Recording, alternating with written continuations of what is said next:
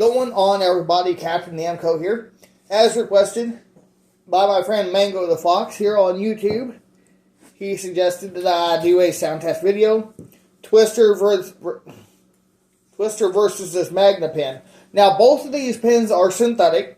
The only difference is this one's got magnesium. This is full-blown synthetic. Now, keep in mind, the Magna pens came out in the 1960s, whereas the Twisters, came out in the late 1990s. So, let's start with the Magna pen. So you can tell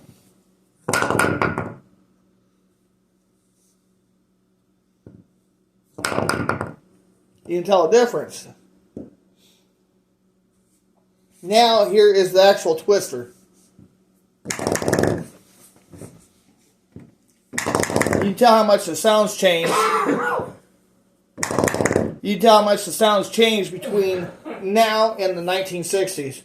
Alright guys, that's going to do it. Thanks for watching. And before I go, I just want to remind you all Jesus loves you. And we'll see you next time with another sound test video. Have a great day.